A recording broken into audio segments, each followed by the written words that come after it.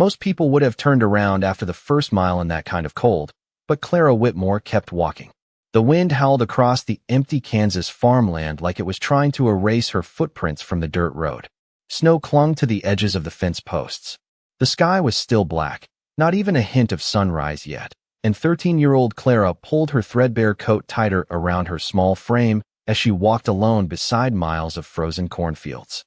Her boots were worn so thin that icy water slipped through the cracks with every step. 8 miles. That was the distance from the Whitmore farm to the nearest school bus stop. 8 miles every morning. 8 more every afternoon. And somehow, Clara never missed a day. Her breathing came out in shaky white clouds as she adjusted the heavy backpack digging into her shoulders.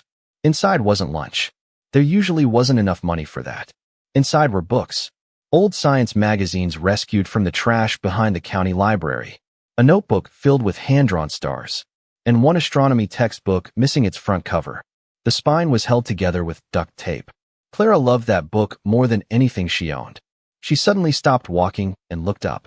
The clouds had shifted just enough for a few stars to appear overhead. Tiny, distant, unreachable. Most people barely noticed them. But Clara always did. She stared at them the way some people stared at church windows. Like they meant something bigger than life down here on Earth. Her fingers trembled as she pulled the notebook from her backpack and quickly scribbled something beneath yesterday's sketches of constellations.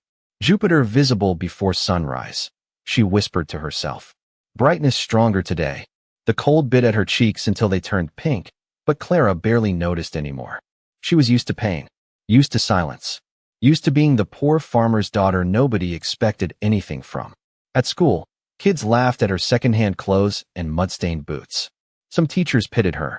Others ignored her completely. But the stars never laughed at her. The stars didn't care how poor she was. Suddenly, her foot caught on a patch of hidden ice beneath the snow. Clara gasped as she slammed hard onto the frozen dirt road, her notebook flying from her hands. Pages scattered into the wind. For a second, she just stayed there, breathing hard, staring at the dark sky above her. Her knee throbbed. One boot had split even wider near the sole. She looked exhausted, small, defeated. Then headlights appeared through the storm. An old pickup truck slowed beside her, tires crunching over ice. The driver rolled down the window slightly. A middle-aged man with tired eyes leaned toward her. You all right there, kid? Clara quickly scrambled up, embarrassed. I'm fine. The man glanced at the notebook pages blowing across the road. He frowned when he saw the drawings of planets and rocket engines. You out here alone before sunrise for school? Clara nodded quietly as she gathered the papers with red, freezing fingers. The man stared at her for a long second, confused by the determination in her face.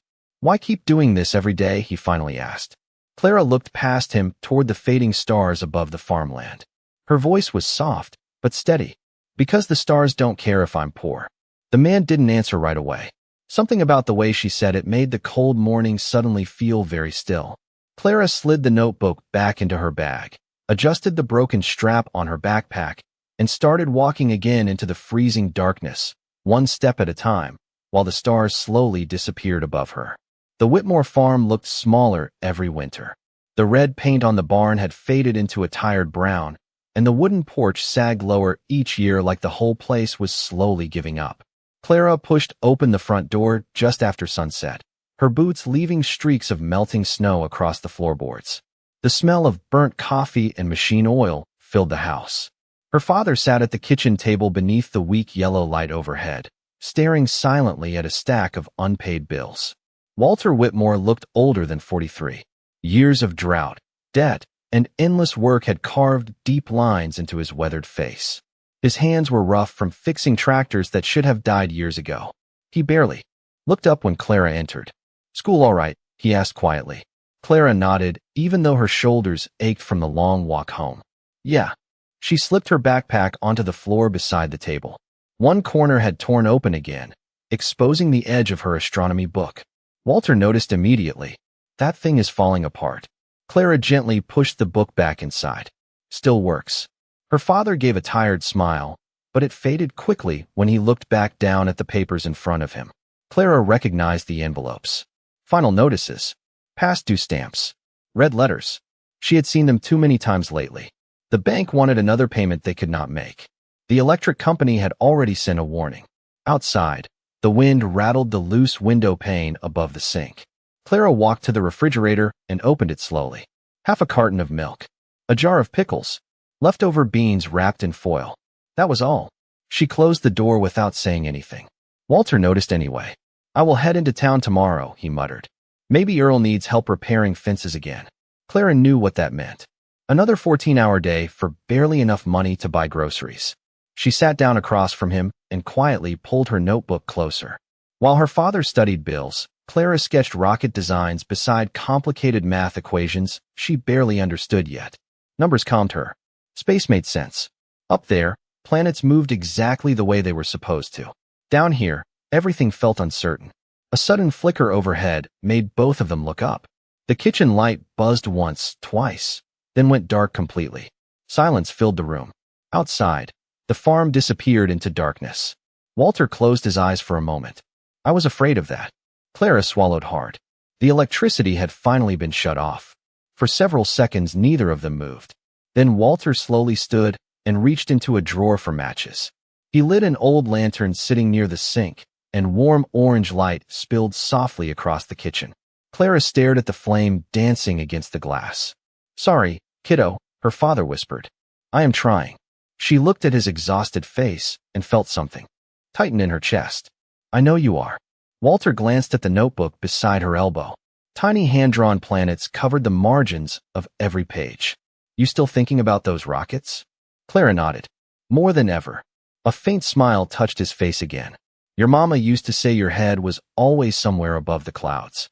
At the mention of her mother, Clara looked down quietly. She barely remembered her voice now. Only fragments remained. Soft hands. A humming lullaby. The smell of lavender soap. Cancer had taken her when Clara was 7. Since then, the farm had slowly fallen apart piece by piece. Walter reached into his shirt pocket and pulled out a folded newspaper clipping he had saved for weeks. He slid it carefully across the table toward Clara. Her eyes widened when she saw the headline. NASA announces Youth Science Scholarship Program. She looked up at him in disbelief. "Dad?" "Saw it at the gas station," he said softly. "Thought maybe you would want to read it." Clara held the clipping carefully in both hands like it was something fragile enough to break. Outside, snow continued falling over the dying farm, but inside that tiny kitchen lit only by lantern glow, something else flickered quietly to life inside her. The next Monday morning, Clara arrived at school with snow still melting off her boots and the folded NASA scholarship clipping tucked carefully inside her notebook. Jefferson County High sat at the edge of town beside an empty football field and a row of rusted farm trucks. Most students hurried through the hallways half awake, complaining about homework or basketball practice, but Clara moved differently. Quiet, focused, like her mind was always somewhere beyond the ceiling tiles and fluorescent lights above her head. She slipped into physics class just before the bell rang and took her usual seat near the back window. A few students glanced toward her muddy boots before looking away with smirks. Clara ignored them. She always did. At the front of the room, Ethan Brooks scribbled equations across the chalkboard with quick, restless movements. He was younger than most teachers in town, maybe early 30s, with rolled-up sleeves and coffee stains on nearly every tie he owned. Most students thought he was strange because he talked about black holes with more excitement than football scores. Clara thought he was the smartest person she had ever met. "All right," Ethan said, clapping chalk dust from his hands. "If anyone solves this before the bell, I will personally excuse your homework for a week." Groans filled the room as students stared at the impossible-looking orbital mechanics equation covering half the board. Clara stared at it too, but unlike everyone else, she felt her heartbeat quicken with excitement. Numbers, patterns, motion. To her, it looked less like homework and more like a puzzle waiting to be unlocked. Ethan leaned casually against his desk while students struggled through guesses and half-finished calculations. 20 minutes passed. Nobody got close. Then, from the back corner of the room, Clara slowly raised her hand. A few students laughed under their breath. Ethan looked surprised. "You solved it." Clara hesitated before walking quietly to the board. The classroom fell silent except for the scratch of chalk against slate. Step by step, Clara rewrote the equation using a completely different approach. Faster, cleaner, more elegant. Ethan straightened slowly as he watched her work. By the time she finished, even the students who usually mocked her were staring quietly at the board. Clara stepped back nervously and lowered the chalk. I think the velocity correction here changes the entire orbit, she said softly. Ethan walked toward the board without speaking. His eyes scanned every line. Then he looked at her with something close to disbelief. That is college-level trajectory math, he said quietly. Where did you learn this? Clara shrugged a little. Books mostly. One boy near the front laughed. You're right. Ethan turned sharply toward him. Actually, she is correct. The room went completely still. Clara looked down immediately, uncomfortable with everyone staring at her. Ethan erased part of the equation and pointed at her calculations. Not only is she correct, he continued, this solution is better than the one in the teacher's manual. A few students exchanged confused looks. Nobody laughed now. After class ended, Clara packed her notebook quickly, hoping to avoid attention, but Ethan stopped her near the door. Clara, wait. She froze. You ever use a radio telescope before? She blinked. No, sir. Ethan studied her for a moment like he was trying to understand how someone from a struggling farm outside town had somehow taught herself advanced orbital physics. Then he walked to a cluttered storage cabinet in the corner of the classroom and pulled out an old metal case covered in dust. It barely works anymore, he admitted as he handed it to her. But it still catches signals on clear nights. Clara carefully opened the case. Inside sat an old portable radio astronomy receiver with cracked knobs and faded labels. Her eyes widened like she had just been handed treasure. Ethan smiled faintly. Most people look at the sky and see darkness, he said. You look at it and see answers. Clara held the old receiver against her chest, as if afraid someone might take it away. For the first time in a very long while, someone had looked at the poor farmer's daughter and seen more than struggle. They had seen possibility. For the next 3 weeks, Clara barely slept. Every afternoon after the long walk home, she helped her father repair fencing, feed livestock, and haul broken machinery across the freezing farmyard until her arms burned with exhaustion. Then, after Walter finally went to bed, Clara carried the old lantern into the barn and worked through the night beside stacks of hay and rusted tractor parts. The radio astronomy receiver Ethan had given her sat carefully on a wooden crate beside pages of equations and hand-drawn diagrams. The county science fair was approaching fast, and Clara had decided to build something nobody in town had ever seen before. A low-cost satellite guidance model designed to detect orbital drift using simplified signal patterns. She did not even know if it would work. But every time doubt crept in, she remembered the way Ethan had looked at her after solving that equation on the board. Like she belonged somewhere bigger than this farm. One night, Walter stepped quietly into the barn, just after midnight, and found Clara asleep over her notebook, pencil still in her hand. The lantern light flickered softly across her tired face. Beside her sat a half-built model made from scrap metal, wires, and old circuit boards salvaged from broken radios. Walter stared at it for a long moment. You built all this? Clara blinked awake quickly. Sorry, I did not mean to leave the light on. Her father walked closer, studying the strange machine carefully. I do not understand a single thing I am looking at, he admitted with a faint smile. But your mama would have. Clara looked down quietly at the mention of her mother again. Walter reached into his pocket and placed 2 crumpled $20 bills beside her notebook. What is this? Clara asked softly. Sold some tools. Dad, no. You need proper materials if you are entering that competition. Clara's throat tightened. She knew those tools mattered. Everything on the farm mattered now. But Walter simply shrugged. I figure dreams are investments too. The morning of the county science fair arrived gray and rainy. Students from wealthier schools rolled expensive projects into the gymnasium on polished carts while parents carried display boards and catered snacks behind them. Clara stepped inside alone, carrying her entire project in an old feed box tied together with rope. Mud stained the hem of her jeans. One of her boots was still splitting near the sole. Nearby, a group of students glanced toward her setup and quietly laughed. Looks like somebody built their project in a junkyard, one boy muttered. Another girl smirked. Probably smells like one too. Clara lowered her eyes and kept working. She was used to humiliation by now. Still, the words stung. She carefully arranged her diagrams and powered on the small guidance model she had spent weeks building by lantern light. Across the gym, polished robotics displays flashed with glowing screens and corporate sponsor logos. Clara's project looked tiny compared to theirs. Forgotten. Homemade. A judge passed her booth without even slowing down. Another barely glanced at her notes before moving on. Clara swallowed hard as disappointment crept slowly into her chest. Maybe everyone had been right about her after all. Maybe poor girls from dying farms were not meant for places like this. Then, halfway through the judging session, a loud alarm suddenly echoed across the gymnasium. One of the expensive satellite simulation systems at a neighboring booth had malfunctioned during demonstration. The digital orbit map spun wildly out of control across the monitor while judges and students panicked around it. Clara looked up immediately. Her eyes narrowed. Something about the trajectory pattern looked familiar. Before she could stop herself, she stepped forward quietly. "The calibration timing is off," she said. Nobody listened at first. A technician kept typing frantically while the orbit simulation worsened. Clara took another step closer. "The correction delay is causing orbital drift." This time, one judge turned toward her impatiently. "And how exactly would you know that?" Clara hesitated only a second before walking to the monitor. Then, with shaking fingers, she pointed directly at the unstable signal pattern on the screen.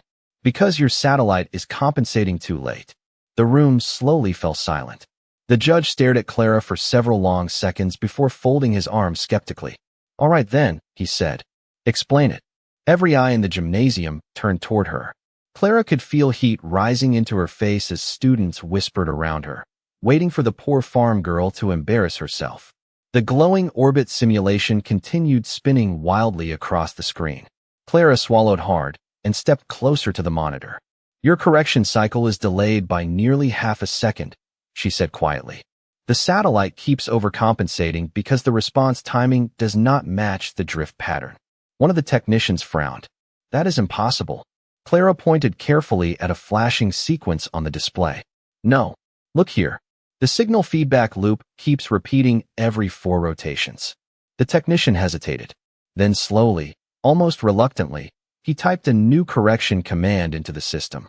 For one terrifying second, nothing happened. Then the orbit stabilized instantly. The spinning red warning. Lights disappeared from the screen. Silence swept through the gymnasium. One of the judges blinked in disbelief. "How did you catch that?" Clara shifted uncomfortably beneath the attention. "I built a smaller version of the same concept for my project." The same students who had laughed at her an hour earlier now stared at her without speaking. Ethan Brooks stood near the back wall watching quietly, a faint smile tugging at the corner of his mouth. Clara returned slowly to her booth, hands trembling. For the first time in her life, people looked at her like she mattered, like she belonged in the room. Later that afternoon, judges crowded around her homemade satellite model asking questions she had never imagined hearing. Clara explained every calculation carefully despite her nervous voice. By evening, the results were announced beneath the bright gymnasium lights. 3rd place. 2nd place. Clara barely listened. She was already proud just to have survived the day. Then the announcer cleared his throat. 1st place in the Jefferson County Regional Science Fair goes to Clara Whitmore. The gym erupted in surprised applause. Clara froze completely. For a moment, she thought she had heard wrong. Ethan nodded toward the stage. "Go on," he whispered. Clara walked forward slowly, her worn boots squeaking against the polished floor. Flashbulbs popped from cameras as she accepted the small gold trophy with shaking hands. The same girl who walked 8 miles through snowstorms before sunrise now stood beneath bright lights while strangers applauded her mind. But the real shock came later that week. 3 days after the competition, Clara returned home to find Walter sitting silently at the kitchen table again, though this time there was something strange in his expression. Hope, fear, pride. In front of him sat a white envelope stamped with an official blue insignia. Clara's heartbeat quickened instantly. Walter slid the letter toward her carefully. "Came this morning." Her fingers trembled as she opened it. Inside was an invitation to attend an elite youth science program sponsored by NASA in Houston that summer. Travel included. Scholarship consideration possible. Clara read the words twice before looking up in disbelief. "Dad." Walter smiled softly, but it did not fully reach his tired eyes. "Looks like somebody noticed you." Clara laughed suddenly, overwhelmed, then covered her mouth as tears filled her eyes. "Houston. NASA. The words felt impossible inside their tiny dark kitchen. But then reality slowly crept back in. The unpaid bills still sat stacked beside the lantern. The electricity still barely worked. Outside, the old tractor coughed weakly in the freezing wind. Clara lowered the letter slowly. "We cannot afford this." Walter did not answer immediately. He just stared quietly at the envelope for a long moment before speaking. "Maybe this is bigger than what we can afford." That night, Clara lay awake staring at the cracked ceiling above her bed while moonlight spilled softly across the room. The NASA letter rested beside her astronomy notebook. She should have felt happy. Instead, fear twisted quietly inside her chest. Because for the first time, the stars no longer felt impossibly far away. They felt close enough to lose. For 2 weeks, Clara avoided opening the NASA letter again. She tucked it deep inside her astronomy book and tried to pretend life had not suddenly changed. Every morning, she still walked through the cold before sunrise. Every afternoon, she still fed chickens, repaired fencing, and carried heavy buckets across frozen ground while the old farm groaned under another brutal winter. But something inside her had shifted. Hope had entered the room quietly, and now she did not know what to do with it. One evening, Clara returned from school and immediately sensed something was wrong. The front porch light was off again. Inside the kitchen, the silence felt heavier than usual. Walter sat alone at the table, staring down at a small notebook filled with numbers. His shoulders looked tired in a way that frightened her. "Dad." He looked up quickly and forced a smile. "Hey, kiddo." Clara set her backpack down slowly. "What happened?" Walter rubbed his face with rough hands before answering. Bank came by. Clara already knew the rest before he said it. Another warning. Another threat. Another reminder that the Whitmore farm was running out of time. She looked toward the stack of overdue notices beside the sink and felt guilt crawl slowly into her chest. Houston suddenly felt selfish. "Impossible. I am not going," she said quietly. Walter frowned. "What?" "The program. NASA. I cannot leave you here to deal with all this alone." Her father stared at her for a long moment. "Clara, we need the money more than some science trip." Walter pushed his chair back sharply enough to make the old floor creak beneath him. "Do not do that." Clara blinked in surprise. Her father rarely raised his voice. "Do what?" "Shrink your life down because things got hard." The room fell silent except for the soft ticking of the kitchen clock. Walter walked slowly toward the old cabinet near the refrigerator and opened the top drawer. For a second he hesitated. Then he pulled out a tiny velvet box Clara had not seen in years. Her breath caught immediately. Her mother's wedding ring. Walter held it carefully in his rough palm, staring at it beneath the weak kitchen light. "I sold it yesterday," he said quietly. Clara froze. "What?" "Pawn shop in Wichita." Her eyes widened in disbelief. "Dad, no. It paid for your bus ticket to Houston." Clara stepped back like the words physically hit her. "You sold Mom's ring?" Walter nodded slowly, though pain flickered across his face. "It was the last thing I had worth anything." Clara could barely breathe. That ring had survived everything. Hospital bills, droughts, empty bank accounts. It was the only piece of her mother left inside the house. "You should not have done that," she whispered. Walter looked at her with tears quietly gathering in his tired eyes. "Your mama did not spend her whole life loving us just so you could stay trapped here." Clara felt her throat tighten instantly. Walter walked closer and placed the folded bus ticket carefully into her trembling hands. "Listen to me," he said softly. "You are not meant for this farm forever. You were never meant to spend your whole life apologizing for dreaming bigger than this town." Clara stared down at the ticket while tears blurred the words printed across it. Wichita to Houston. Departure. June 14th. For years she had looked at the stars like they belonged to another world entirely. Now the path toward them suddenly felt real enough to touch.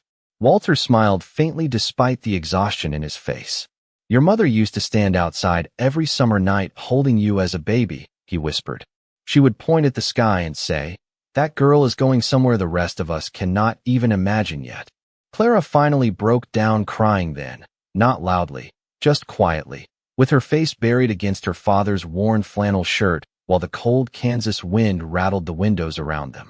And for the first time in her life, she allowed herself to believe that maybe the stars had been waiting for her too. Houston felt like another planet. Clara pressed her forehead lightly against the bus window as towering buildings slid past beneath the blazing Texas sun. Everything looked enormous. Highways packed with traffic, glass skyscrapers reflecting light like mirrors, crowds moving too fast for her eyes to follow. She tightened her grip on the worn backpack resting in her lap, the same backpack she had carried across frozen Kansas roads for years. Only now, tucked carefully inside, beside her astronomy notebook and the old radio receiver Ethan gave her, was a temporary NASA student badge with her name printed beneath the logo. Clara Whitmore, participant. Even reading it still felt unreal.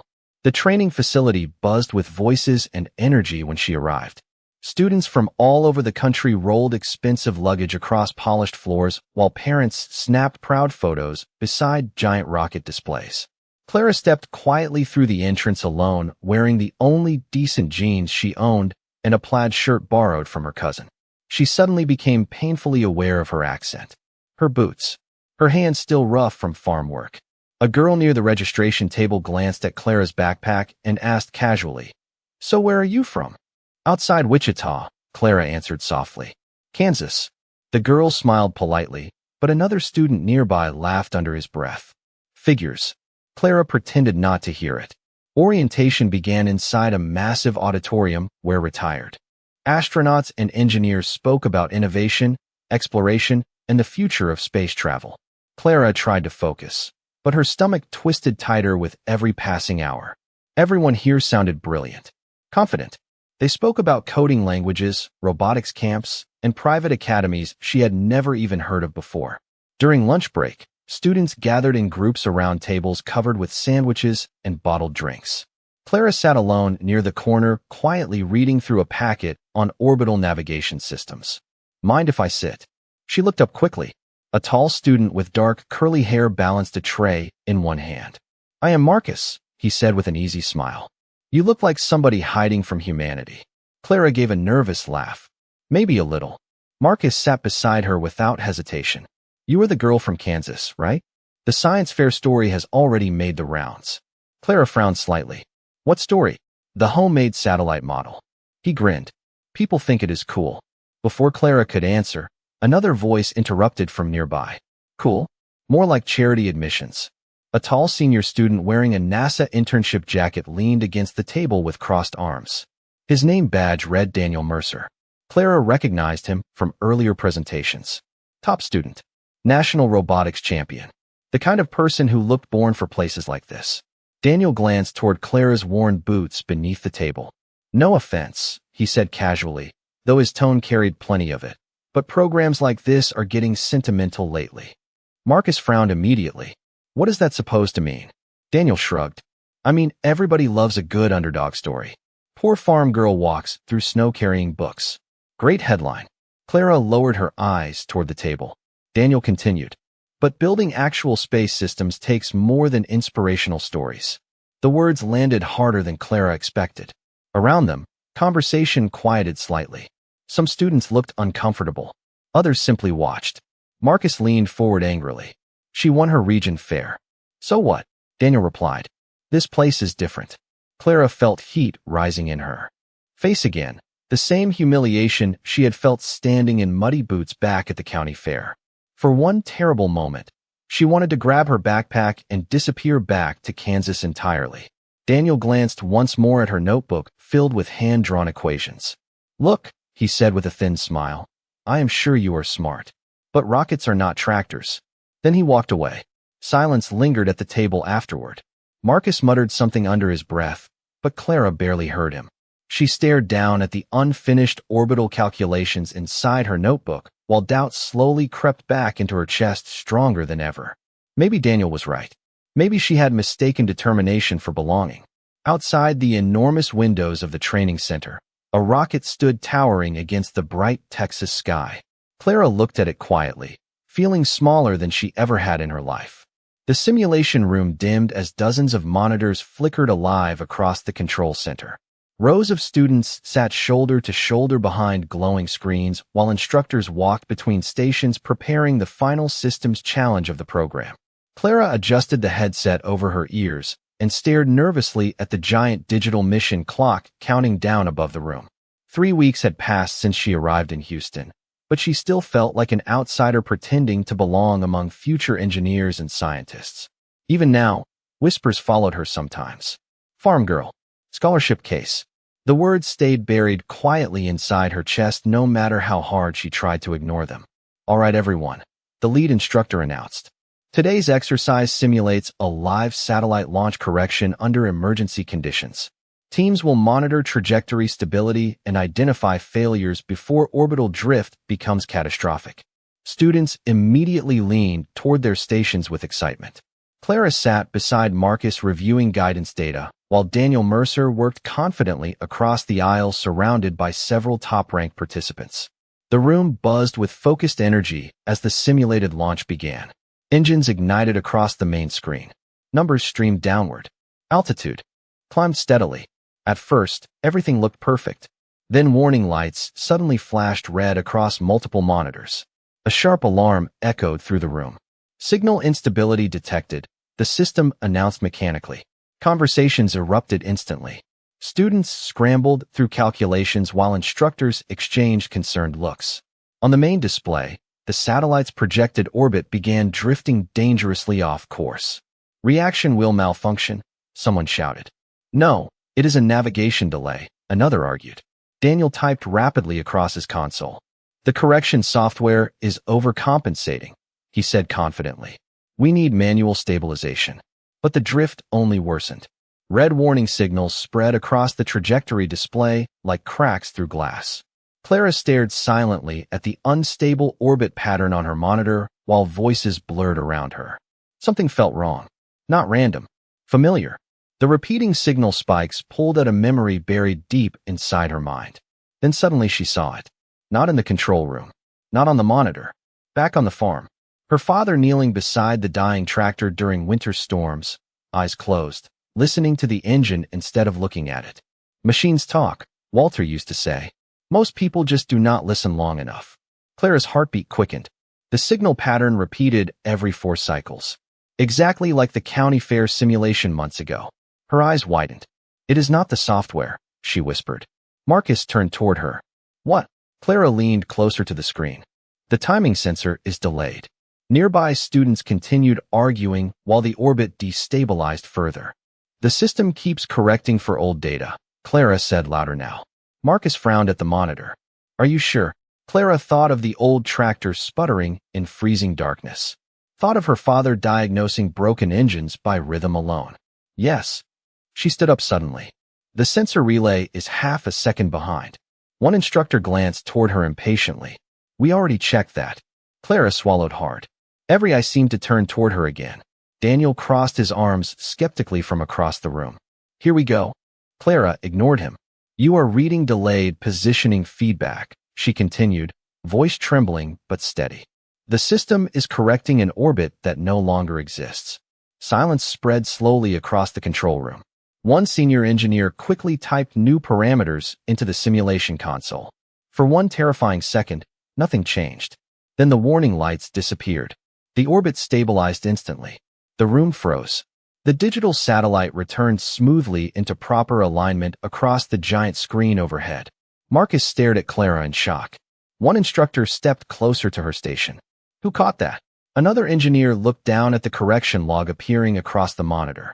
Trajectory correction proposed by Clara Whitmore. For a moment, nobody spoke at all. Then suddenly applause broke out across the control room. Real applause. Not pity. Not politeness. Respect.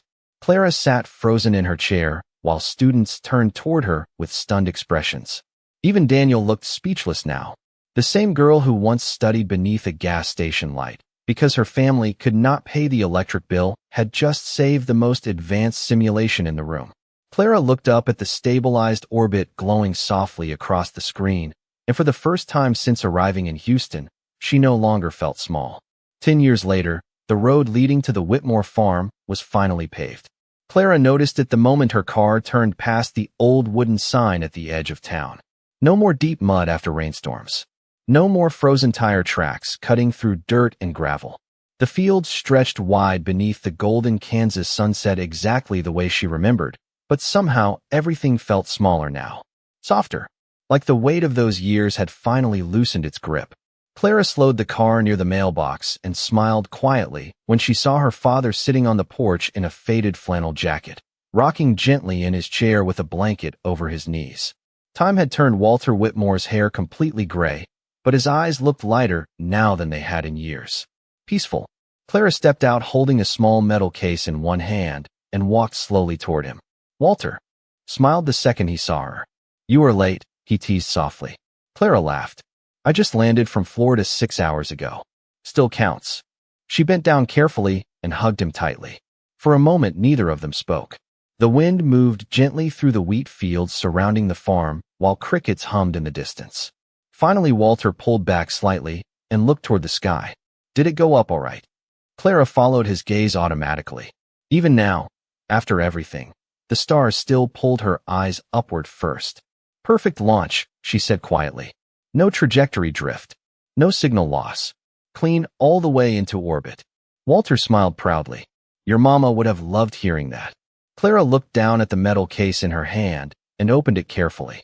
Inside rested the old, cracked astronomy notebook she carried as a little girl, alongside the worn portable radio receiver Ethan Brooks once rescued from the back of his classroom cabinet. The knobs were rusted now, one side barely held together with tape. Walter chuckled softly. "You kept that thing all these years. I almost threw it away once." Clara ran her fingers gently across the faded surface. Then I remembered where it came from. Earlier that morning, Clara Whitmore had stood inside a NASA control center wearing a mission director badge beneath bright screens filled with orbit data and launch telemetry. Engineers twice her age listened carefully when she spoke. Her guidance systems were now used on billion-dollar missions circling above Earth itself. Reporters called her one of the brightest aerospace scientists in the country. But standing there during launch countdown, hearing the engines thunder into the sky, Clara had not thought about awards or headlines or success.